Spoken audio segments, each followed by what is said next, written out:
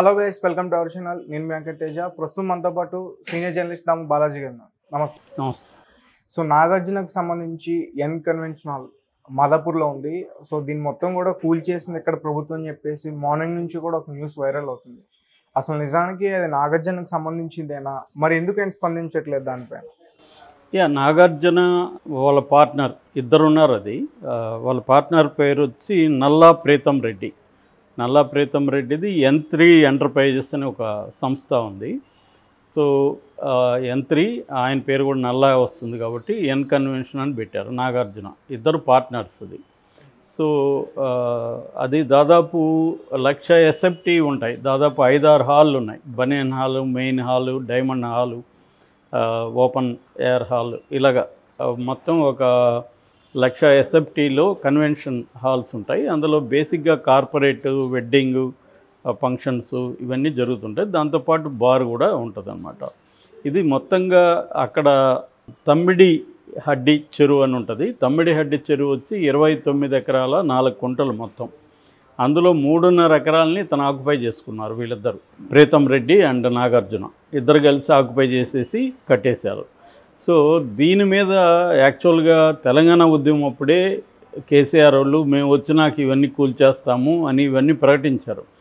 ఇది మన Ramoji film city, N convention hall, తర్వాత పద్మాలయ, వీళ్ళందరూ దేనికైతే ఇచ్చారో ఆ పర్పస్ కాకుండా బిజినెస్ కమర్షియల్గా వాడుతున్నారు, వీటన్నిటిని మేము కూల్చేస్తామని చెప్పారు. కేసీఆర్ వచ్చిన తర్వాత కూడా కొంత హడావిడి నడిచింది మనకు గుర్తుంటే.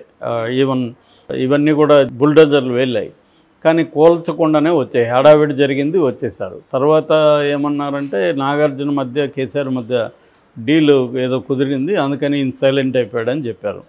సో అట్లా 10 ఏళ్ళ నుంచి దీని గురించి ఎవరు మాట్లాడలేదు. రేవంత్ రెడ్డి కూడా గతంలో ఇష్యూని లేపాడు.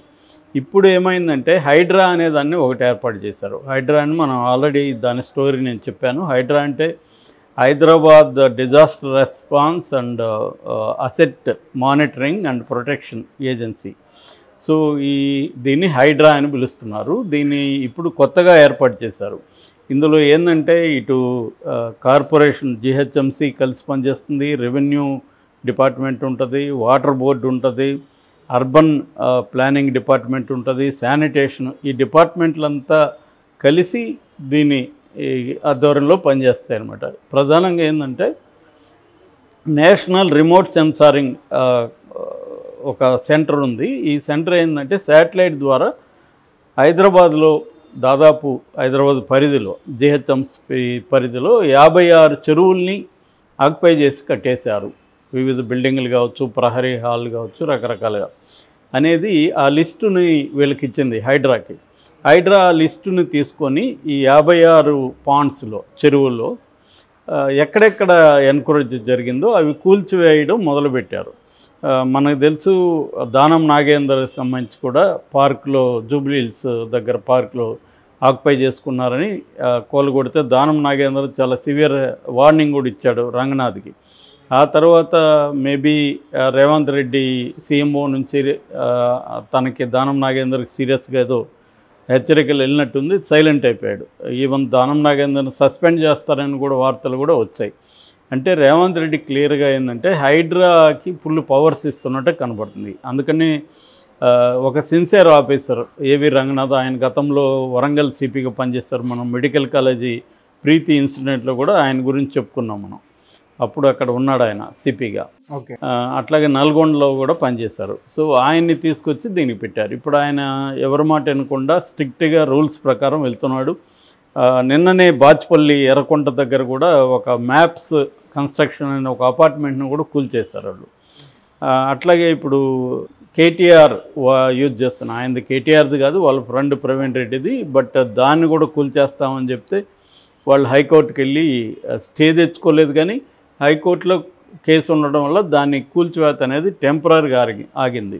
సో ఇప్పుడు హైకోర్టు కూడా అసలు ఈ హైడ్రా ఎలా ఏర్పడింది, దీనికి ఉన్న పరిధి ఏంటి, ఒక 20-30 ఏళ్లకు ముందు స్థానిక సంస్థల పర్మిషన్లన్నీ తీసుకొని కన్స్ట్రక్షన్ చేస్తే ఇప్పుడు వచ్చి 20 ఏళ్ళ తర్వాత మీరు హైడ్రా పేరుతో కూలగొట్టడం కరెక్టా అని కూడా హైకోర్టు అడిగింది. అంటే ఇందులో అనేక అంశాలు ఉన్నాయి. ఫస్ట్ హైడ్రా చేసే పనిని మనం అప్రిషియేట్ చేయాలి. ఎందుకంటే మనకి ఇప్పుడు హైదరాబాద్లో నేను ఫర్ ఎగ్జాంపుల్ నేను 2000 నుంచి హైదరాబాద్లో ఉన్నా, అంటే 25 ఇయర్స్ నుంచి హైదరాబాద్లో ఉన్నా. ఇంత ఘోరంగా ఎప్పుడు చూడలే నేను. ఇప్పుడు కొద్దిగా వర్షం పడినా కూడా మొత్తం రోడ్లంతా ఎక్కడికక్కడ నీళ్లు ఆగిపోతున్నాయి. అసలు ఇక్కడ నుంచి మా ఇల్లు 3.5 కిలోమీటర్స్ ఉంది.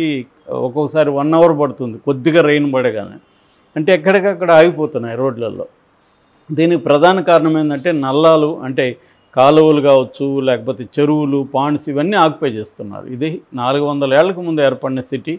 నిజాం కాలంలోనే చాలా ప్లాన్డ్ సిటీ ఇది. చెరువులు, ఎక్కడెక్కడ చెరువులు తవ్వాలి, ఎక్కడెక్కడ పాండ్స్ తవ్వాలి, ఎక్కడెక్కడ కాలువలు తవ్వాలి, ఇదంతా వెరీ ప్లాన్డ్. ఎందుకంటే ఒక సిటీ నిర్మించేటప్పుడు వాటర్ ఫ్లో చూసుకుంటారు. ఎక్కడ వర్షం పడుతుంది, ఆ వాటర్ డైరెక్షన్ ఎట్లా వస్తుంది, దాని టార్గెట్ ట్రాక్ ఏంటి, ఎక్కడ ఆగితే అది ఇబ్బంది లేకుండా ఉంటుంది. అందుకని అది ఎక్కడికక్కడ ఆగడానికి కుంటలు కట్టారు.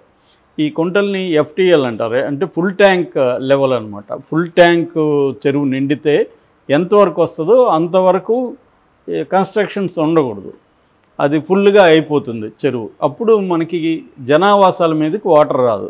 ఇది లాజిక్ అనమాట. పాతకాలం నుంచి ఇదే లాజిక్లో టౌన్స్ని నిర్మిస్తారు.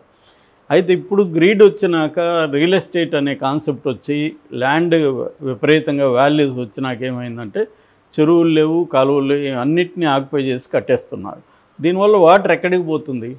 ఖచ్చితంగా జనం మీదకే వస్తుంది మళ్ళీ. అందుకని ప్రతి నగరంలో, ఇది హైదరాబాద్ ఒకటే కాదు, ప్రతి నగరంలో. ఫర్ ఎగ్జాంపుల్ నాకు తెలిసిన ఒక ప్రొఫెసర్ చిత్తూరు జిల్లాలో చెరువుల మీద ఒక రీసెర్చ్ చేసింది. చిత్తూరు జిల్లాలో ఒకప్పుడు 8,000 చెరువులు ఉండేటివి, ఇవాళ 500 ఉన్నాయి. అంటే 7,500 చెరువుల్ని ఆక్యుపై చేసేసారు. సో దానివల్ల ఖచ్చితంగా డిస్టర్బ్ అవుతుంది. సో వాటర్ అనేది ఇప్పుడేమీ మనకు బీభత్సంగా ఏమో వర్షం పడిపోవట్లే. 100 ఏళ్ల ముందు కూడా ఎందుకంటే ఎక్కువ పడింది. 100 ఏళ్లలో ఇదే హైయెస్ట్ అని చెప్తుంటారు మనకి లెక్కలు. అంటే 100 ఏళ్ళకు ముందు ఇంత పడినట్టే కదా లెక్క. కానీ ఇక్కడ ఏమవుతుందంటే వాళ్ళు ప్లాన్డ్గా, పెద్దవాళ్ళు ఏంటంటే గ్రీడ్ లేకుండా, అప్పటికింత ప్రెజర్ కూడా లేదు ల్యాండ్ మీద, కాబట్టి వాళ్ళు చెరువులు, కుంటలు, ఎక్కడికక్కడ స్ట్రక్చర్, నగరం ఎలా ఉండాలి అనేది చేశారు. ఇవాళ ఏమవుతుంది, గ్రీడ్తో ఏ పొలిటికల్ పార్టీ ఉన్నా వాళ్ళే ఎక్కువగా, ఆ రాజకీయ నాయకులు అనుకోండి, వాళ్ళు కబ్జా చేసేస్తున్నారు. సో ఇంకోటి ఏంటంటే ఈ ప్లానింగ్, టౌన్ ప్లానింగ్ అధికారులు వీళ్ళందరూ కూడా, ఆ మధ్య కూడా ఇక్కడ ఒక ఆఫీసర్ని అరెస్ట్ చేశారు. సో ఇదేంటంటే వీళ్ళు డబ్బులు తీసుకొని దేనికైనా పర్మిషన్లు ఇచ్చేస్తున్నారు. అందువల్ల ఏమైపోతుందంటే ఇంకా కోర్టులు కూడా ఏమో కట్టేశారు, 10 ఏళ్ళు అయింది, తర్వాత రెగ్యులరైజ్ చేసేయడంతో అవి ఇంకా లీగల్గా కూడా కరెక్ట్ అయిపోతుంది. ఇది ప్రతి ప్రభుత్వం ఇదే చేస్తుంది, ప్రతి ప్రభుత్వం ఉన్నా కూడా. సో ఇప్పుడు రేవంత్ రెడ్డి హైడ్రా పేరుతో హైదరాబాద్ని, ఈ చెరువుల ఆక్యుపేషన్ని క్లీన్ చేయడం మాత్రం ఖచ్చితంగా అప్రిషియేట్ చేయాలి. ఇది రేవంత్ రెడ్డి మెచ్చుకోవాలి. అయితే ఇక్కడ ప్రాబ్లం ఏంటంటే రేవంత్ రెడ్డి తన ఎనిమీస్ మీదనే ఉపయోగిస్తున్నాడా, పొలిటికల్ రైవలరీస్ మీదనే ఉపయోగిస్తున్నాడా హైడ్రాని, కాంగ్రెస్ వాళ్ళ ఆక్యుపేషన్లను కూడా చేస్తాడా అనేది చూడాలి. ఇప్పటివరకు అయితే చిన్న దానం నాగేందర్ చేశాడు తప్ప పెద్ద ఎత్తున ఆక్యుపేషన్స్ ఉన్నాయి. ఇప్పుడు అది బీఆర్ఎస్ వాళ్ళు చూపిస్తున్నారు.